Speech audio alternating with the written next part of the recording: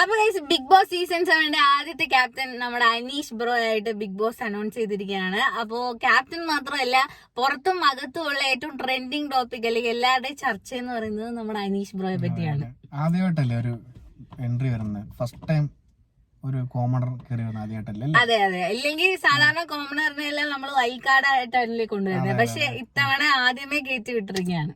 അത് ഒരു പ്ലേ ആയിരിക്കും അല്ലേ? ബിഗ് ബോസിന്റെ പ്ലേ ആയിരിക്കും. അതെ അതെ. ആദ്യമേ തന്നെ കോൺഫ്ലിക്ട് ഉണ്ടാക്കിയിട്ട് സ്റ്റാർട്ടിങ് കിട്ടില്ല. സാധാരണ ഇതിൽ കുറെ ദിവസം കഴിഞ്ഞിട്ട് ഒരു ഇത് കിട്ടുന്നത് അല്ലേ?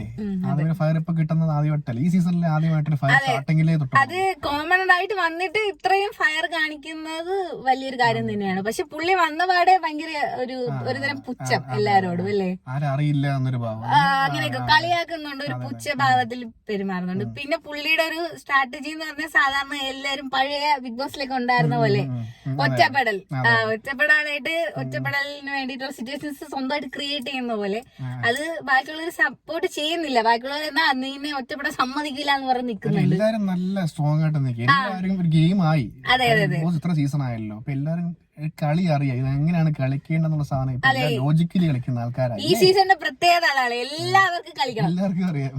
സത്യം, എല്ലാവർക്കും കളിക്കണം. അപ്പൊ എനിക്ക് തോന്നുന്നു ഇയാളുടെ ഈ ഒരു ഒറ്റപ്പെടൽ സ്ട്രാറ്റജിയിൽ ഇവരൊക്കെ ആ ഒരു കുഴിയിൽ വീഴോ എന്നുള്ളതാണ് എന്റെ ഒരു ഇത്. എനിക്ക് തോന്നുന്നു ഓൾറെഡി വീണം എന്നുള്ളത് തന്നെയാണ് തോന്നിയിട്ടുള്ളത്. ആ ഒരു കുഴി കുഴിച്ചു, അതിലെല്ലാരും ഓൾറെഡി വീണ് കഴിഞ്ഞു. ഇനി അതിന്റെ ബാക്കിയായിട്ടായിരിക്കും മുന്നോട്ട് പൊക്കോണ്ടിരിക്കുന്നത്. അതുകൊണ്ടാണ് പുള്ളി ക്യാപ്റ്റൻ ആയതല്ലേ? അതെ അതെ. അതിൽ വീണോണ്ട് പുള്ളി ക്യാപ്റ്റനായി. ബിഗ് ബോസും അത് കിടലുമായിട്ട് കളിച്ചു എന്നുള്ളതാണ്, പുള്ളിയെ ക്യാപ്റ്റനാക്കി. അപ്പൊ എന്തായാലും ക്യാപ്റ്റനായ അനീഷ് ഇനി എങ്ങനെയാണ് കളിക്കാൻ പോകുന്നത് എന്നുള്ളത് നമുക്ക് കാണാൻ ഗൈസ്. അനീഷിന്റെ ഒരു ഗെയിമില് എനിക്ക് എടുത്തു പറയാനുള്ള 2 കാര്യം എന്ന് വെച്ച് കഴിഞ്ഞാല്, ഒന്ന് പറഞ്ഞാൽ ഇത് മലയാളം ബിഗ് ബോസ് ആണ്, നിനക്കൊക്കെ മലയാളം വായിക്കാൻ ഉണ്ടെങ്കിൽ ഇവിടെ നിന്നാ മതി എന്നുള്ള ഒരു പോയിന്റ് മേക്ക് ചെയ്ത്, അത് കുറച്ചെങ്കിലും ആൾക്കാർക്ക് തോന്നും ശരിയല്ലേ? റൂൾസ് വായിച്ചോണ്ടിരുന്നപ്പോ പുള്ളി ഇങ്ങനെ പറഞ്ഞു.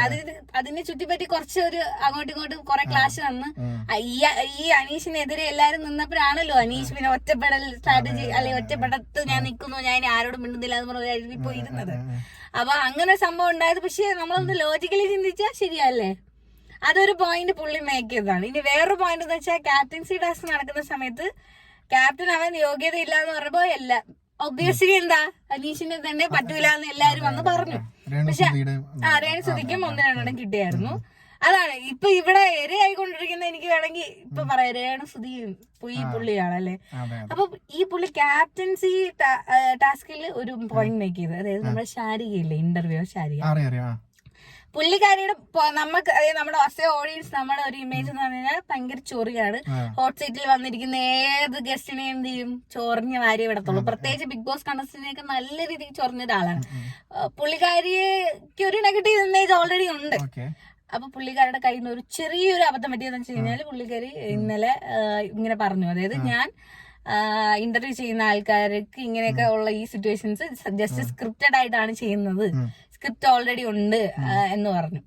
അപ്പോ ഇന്ന് അത് എടുത്തു വെച്ചിട്ട് അത് ഗെയിമിൽ ഉപയോഗിച്ചു അനീഷ് ബ്രോ. ആ ഒരു ബുദ്ധി ഉപയോഗിച്ചു. എന്താ വെച്ചാൽ അപ്പൊ നിങ്ങൾ ഇത്രയും നാളും ജനങ്ങളെ പറ്റിക്കുമായിരുന്നില്ലേ? സ്ക്രിപ്റ്റഡ് ആയിട്ടൊക്കെ ചെയ്തിങ്ങനെ ജനങ്ങളെ പറ്റിക്കുന്ന ഒരാളാണ് നിങ്ങൾ. അങ്ങനെ ജനങ്ങളെ പറ്റിക്കുന്ന ആളെ ക്യാപ്റ്റനാക്കാൻ പറ്റൂല.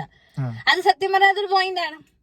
ഈ പറഞ്ഞ വ്യക്തിയെ ഇഷ്ടമല്ലാതല്ല, ഒരു നെഗറ്റീവ് ഇമേജ് ഓൾറെഡി ഉള്ളതുകൊണ്ട് ഓഡിയൻസിന് അത് കണക്ട് ചെയ്യാൻ പറ്റില്ലേ? കുറച്ചു പേർക്കെങ്കിലും കണക്ട് ചെയ്യാൻ പറ്റും. അപ്പൊ ആ ഒരു പോയിന്റ് ആര് മേക്ക് ചെയ്തൊക്കെയാണ്? അനീഷ്. അപ്പൊ കളിക്കുന്നുണ്ട്, പക്ഷെ അത് നെഗറ്റീവ് ഗെയിമാണോ പോസിറ്റീവ് ഗെയിമാണോ എന്നുള്ളത് ഇനി കണ്ട് നമുക്കറിയാം. പാസ്റ്റ് എടുത്തിട്ട് ജഡ്ജ് ചെയ്യേണ്ട ആവശ്യമില്ലല്ലോ. അങ്ങനെ എല്ലാവർക്കും ഓരോ പോസ്റ്റ് ഉണ്ടാവൂലേ? അല്ല, ഇത് അവിടെ പോയി ഓൾറെഡി അതാണ് പറഞ്ഞത്. ശാരീരിക ആങ്കർ ശാരിക അവിടെ പോയി അത് പറയേണ്ട ആവശ്യം ഉണ്ടായിരുന്നു. അവിടെ ഇപ്പൊ കണ്ടസ്റ്റന്റ് ആണ്, അവിടെ പോയി ഗെയിം കളിച്ചാൽ മതിയായിരുന്നു. അതാ ഈ ബിഗ് ബോസ് കണ്ടസ്റ്റന്റ്സിന്റെ വായിന്ന് വരുന്ന സാധനത്തിനെ അറിയാതെ എന്തെങ്കിലും വരുന്നതായിരിക്കും. ഓപ്പോസിറ്റ് ഇരിക്കുന്ന ആളെന്ത് ചെയ്യും, എടുത്ത് വെച്ചിരിക്കും. സമയം കിട്ടുമ്പോ ഞാൻ എടുത്തിട്ട് കൊടുക്കുന്നു. അതാണ് അവിടുത്തെ പ്രശ്നം. നമുക്ക് ഒന്നും പ്ലാൻ ചെയ്ത് പോകാൻ പറ്റത്തില്ല. നമ്മളെ കയ്യിൽ നിന്ന് എന്തെങ്കിലും കിട്ടുവാണെങ്കിൽ അത് ഓപ്പോസിറ്റ് ഇരിക്കുന്ന ആളെടുത്ത് അവരുടെ തിരിച്ച് ഇവർക്കെതിരെയുള്ള ആയുധമാക്കും. അപ്പൊ അതുകൊണ്ട് പല കാര്യങ്ങളും സംസാരിക്കുന്നതിന് മുന്നേ അല്ലെങ്കിൽ വളരെ അവിടെ ബിഹേവ് ചെയ്തതിന് മുന്നേ ആലോചിക്കുക.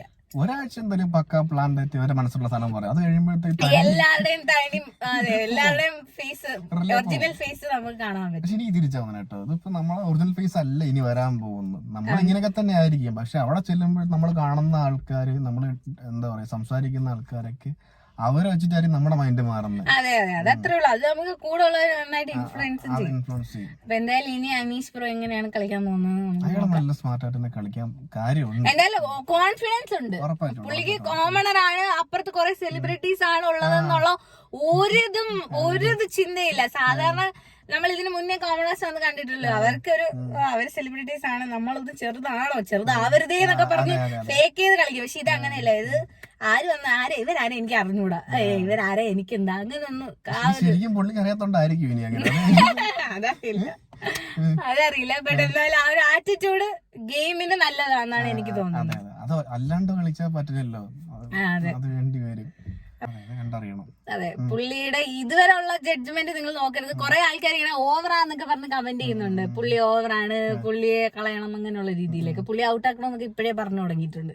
അല്ലൊരു ഗെയിം ആകുമ്പോ അങ്ങനെ തന്നെ പറഞ്ഞോടാ. എന്ന് വെച്ചാൽ നല്ല കളിക്കുന്ന ആൾക്കാരെ സപ്പോർട്ട് ചെയ്താലേ നമ്മൾ കാണുന്നവർക്കാണെന്നുണ്ടെങ്കിലും ഒരു എന്താ പറയാ ആ ഒരു ഫീല് കിട്ടുള്ളൂ. അല്ലാണ്ട് വെറുതെ ഉറങ്ങുന്ന ആൾക്കാരെ സപ്പോർട്ട് ചെയ്തിട്ട് നമ്മൾ ആ നന്മയുള്ള നല്ല പയ്യൻ തങ്കപ്പെട്ട ചെറുക്കൻ അങ്ങനെ സാധനം വരുമ്പോഴത്തേക്ക് ഗെയിം ആവൂല. ഗെയിമിന്റെ പോളിസി എങ്ങനെയാണ്, ഗെയിം ഇങ്ങനെ തന്നെ വരണോ എങ്കിൽ അതിന് ഫീൽ ഉണ്ടാവുള്ളൂ, നമുക്കറിയാം. അപ്പൊ ആ ഒരു സാധനം കിട്ടണമെന്നുണ്ടെങ്കിൽ ഇങ്ങനെയുള്ളവരെ അവിടെ വേണം. സോ അപ്പൊ നിങ്ങള് ആദ്യമേ ഗെയിം ഒക്കെ കളിക്കുന്ന അവിടെ എന്തെങ്കിലുമൊക്കെ മിണ്ടുന്ന എന്തെങ്കിലും ഓളം ഉണ്ടാക്കുന്നവരെ പുറത്താക്കരുത്. നിങ്ങൾക്ക് ഇഷ്ടപ്പെട്ടില്ല എന്ന് പറഞ്ഞിട്ട് ഗെയിമൊന്നും കളിക്കാതെ സേഫ് പ്ലേ അല്ലെങ്കിൽ സേഫ് ഗെയിം കളിക്കുന്നവരെ പുറത്താക്കുക. അപ്പൊ ഇനി ഇതുപോലത്തെ അപ്ഡേറ്റും കാര്യങ്ങളൊക്കെ ആയിട്ട് നമ്മൾ വീണ്ടും വരുന്നതായിരിക്കും. അതുവരെയും ടാറ്റാ. ചാനൽ സബ്സ്ക്രൈബ് ചെയ്യാൻ മറക്കരുത്. സോറി, ഞാൻ മറന്നുപോയി. മറക്കരുത്, നിങ്ങൾ മറക്കരുത്.